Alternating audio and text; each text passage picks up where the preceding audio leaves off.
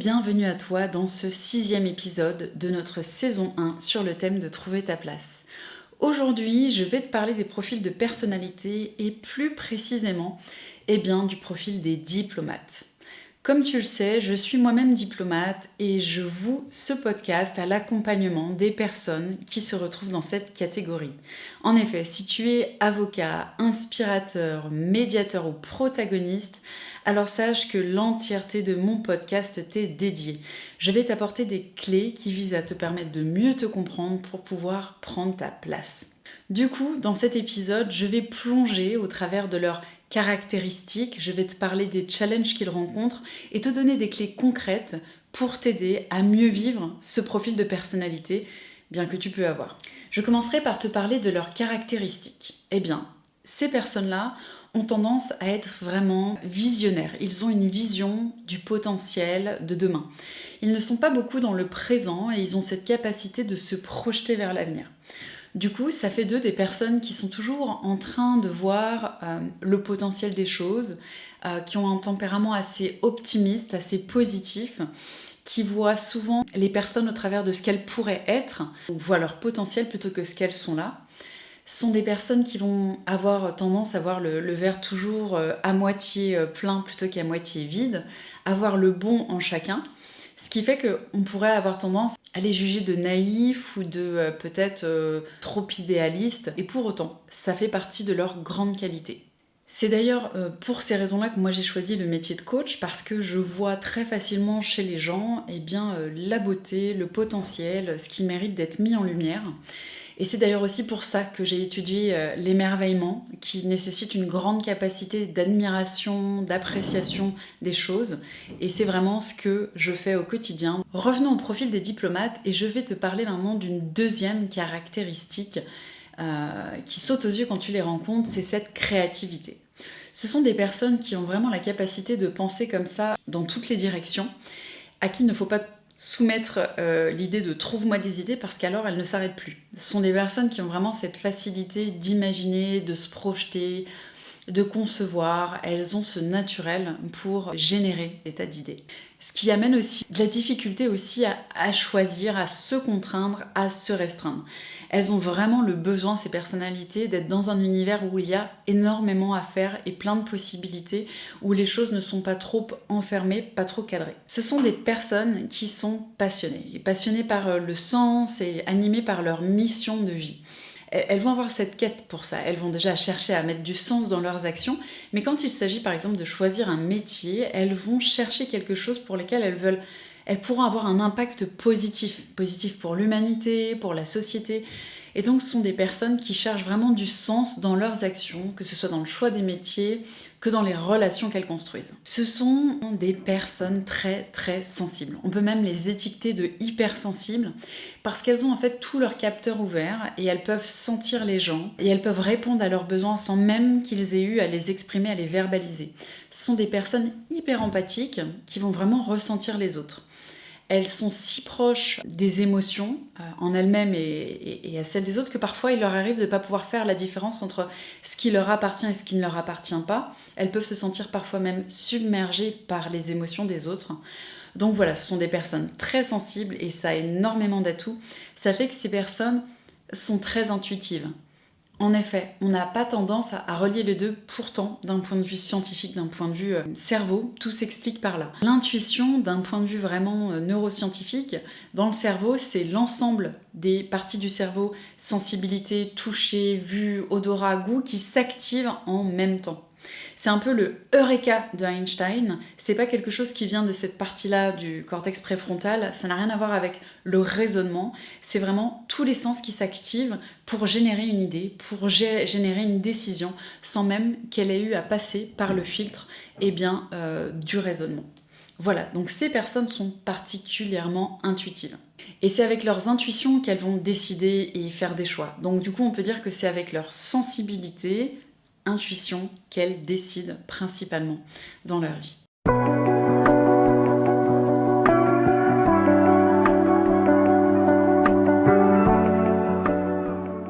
Je viens de te partager les 4 grandes caractéristiques de ces profils. Il y en a plein d'autres, mais j'ai trouvé celle-ci très intéressante parce qu'elle représente vraiment les choses que l'on va remarquer chez ces profils de diplomates. C'est ce côté visionnaire, ce côté très positif, idéaliste, ce côté très créatif, imaginatif. Ce côté passionné, qui cherche du sens et qui veut faire des choses en profondeur, même jusque dans ses relations. Elle ne veut pas de discussions de surface, elle veut connaître les gens profondément. Et enfin, la 4e, eh bien, c'est leur sensibilité. Ce côté hypersensible est vraiment très représentatif de cette catégorie de personnalité. On va maintenant regarder quels sont les challenges que ces personnes peuvent rencontrer. Il y a les premiers challenges qui sont liés aux forces, aux caractéristiques de cette personnalité. Le fait, comme tu le comprends, qu'elle soit déjà hypersensible peut faire que parfois elle peut être débordée par ça. Le fait aussi qu'elle soit très visionnaire, beaucoup à se projeter dans le futur, peut lui empêcher d'être vraiment dans le concret, là maintenant, et d'agir. Pour ce qui est de son côté créatif, elle peut parfois avoir du mal à arrêter sa créativité pour passer à l'action et agir là maintenant. Enfin, la 4e, ce côté passionné en quête de sens peut faire que elle ne cherchera pas à regarder n'importe quel film et profitera peut-être pas des choses un peu faciles d'accès et qu'elle cherchera toujours à rentrer dans des choses beaucoup plus complexes à trouver, beaucoup plus profondes.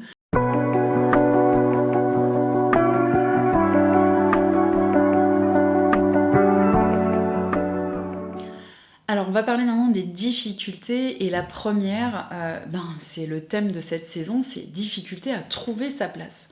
Il faut imaginer que ces personnalités, leur profil, c'est 10% de la société. Donc ça veut dire que une personne sur 10 a ce profil, et donc elle est confrontée au fait qu'elle ne ressemble pas à d'autres personnes.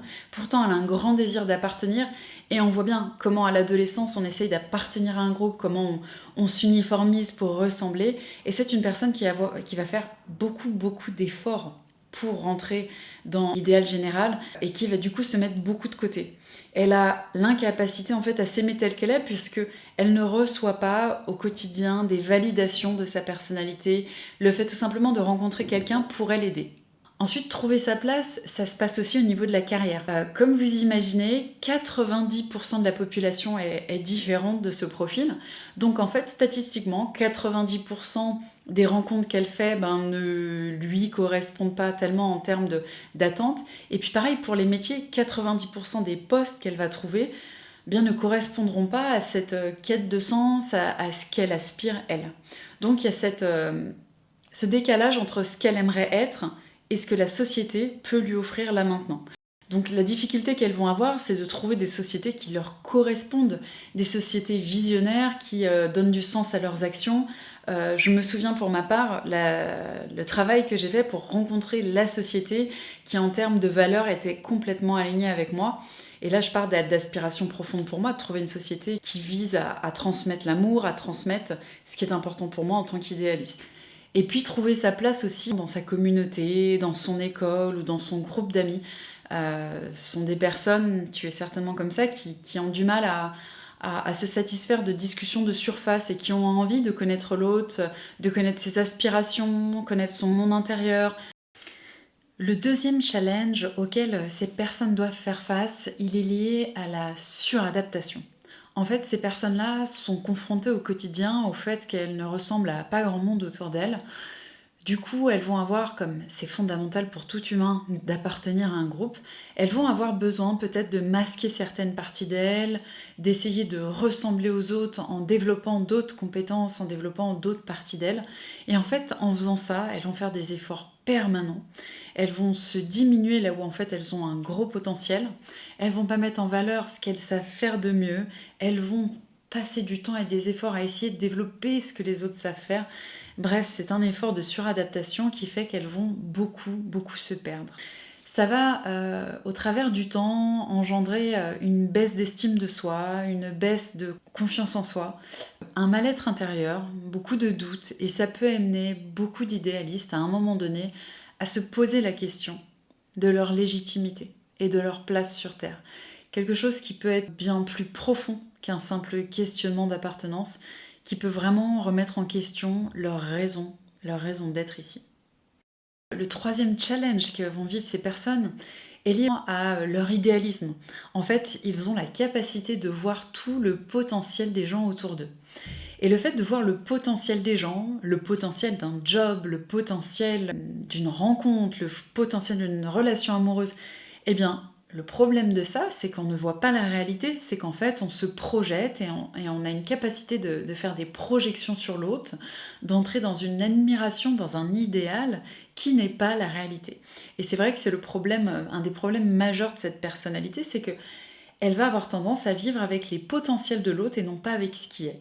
Clairement, dans le quotidien, elle va positiver les choses, être optimiste, et puis du coup, elle va faire durer parfois des relations qui n'ont plus raison d'être, que tout le monde aurait quitté parce que ce n'est plus juste de fonctionner ainsi, mais elle va toujours avoir en perspective ce que ça pourrait être. Et souvent, ce sont des personnes qui ont du mal à se résigner, à dire stop et à poser des limites, à dire ça ne joue plus et les choses ne vont pas changer. En tout cas, là maintenant, je ne suis pas bien, donc j'arrête.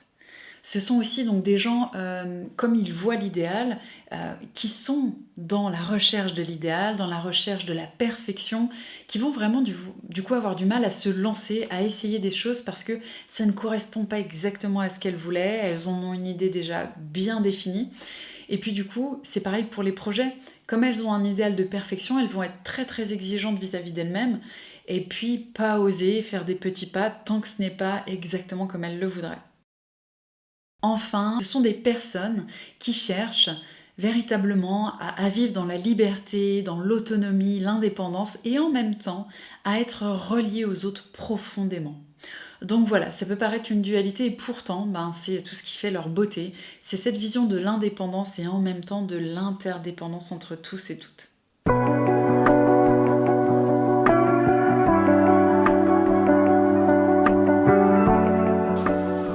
Alors maintenant, je vais te partager des clés pour t'accompagner, des choses très concrètes pour que tu puisses, si tu te sens diplomate, si tu as l'impression d'appartenir à cette catégorie, que tu puisses avancer avec confiance.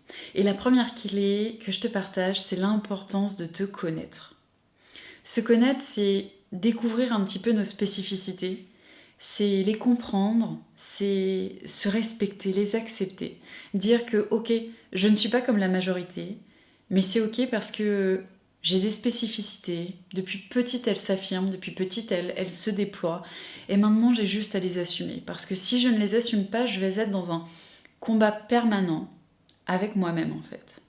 Et donc, ce que je t'invite à faire, c'est vraiment à plonger dans ces personnalités. N'hésite pas à me mettre en commentaire diplomate et je te partagerai ton profil bien particulier de diplomate pour te permettre de regarder plus en détail les caractéristiques de ta personnalité. Donc apprendre à se connaître, c'est important pour déjà identifier tes parts de lumière, savoir vraiment ce qui est unique chez toi, ce qui attend juste d'être déployé, ce qui est utile pour le monde.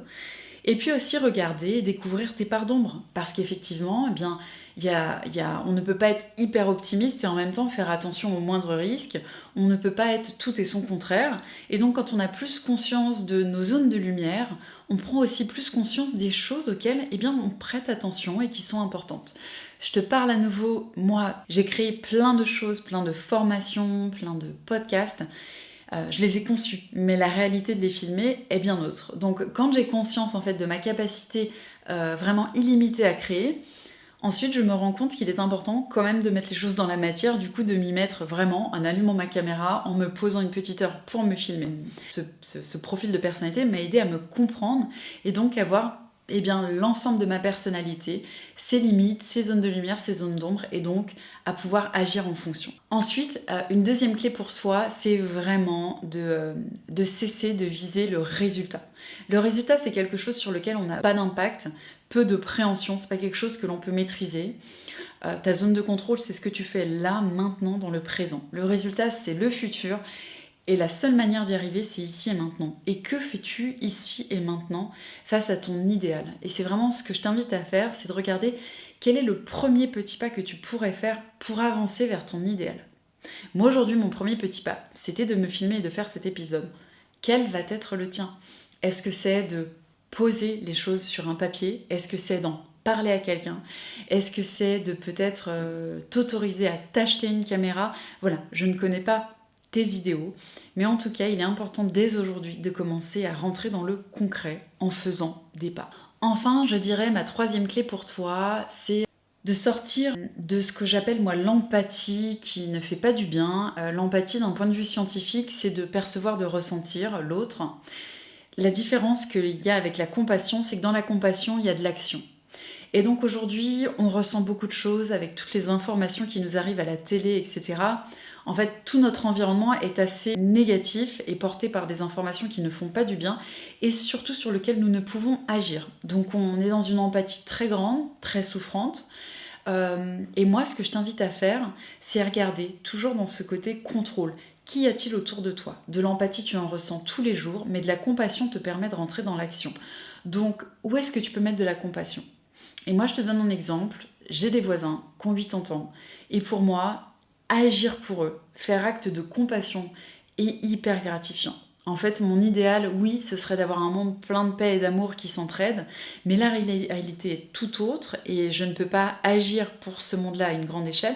Par contre, ce que je peux faire, moi, là, maintenant, et qui me fait du bien, eh bien, c'est te transmettre ce que je sais, c'est aller aider mes voisins quand ils en ont besoin, c'est être auprès de mes collègues quand ils ont aussi besoin de soutien. Bref, c'est agir ici et maintenant dans la zone qui est à ma portée. Donc je t'invite à plutôt embrasser la compassion que l'empathie. Ta sensibilité est un vrai cadeau. Maintenant, elle doit te permettre de te mettre au service de quelque chose.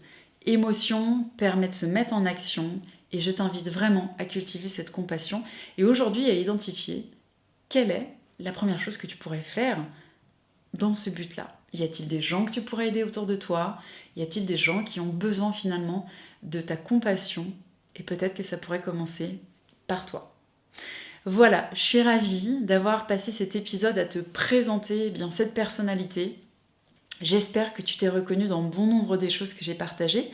Si tu souhaites plus d'informations, n'hésite pas à me mettre en commentaire diplomate et je t'enverrai un petit guide qui te parle davantage de ce profil de personnalité. Et surtout, abonne-toi si tu veux plus d'épisodes.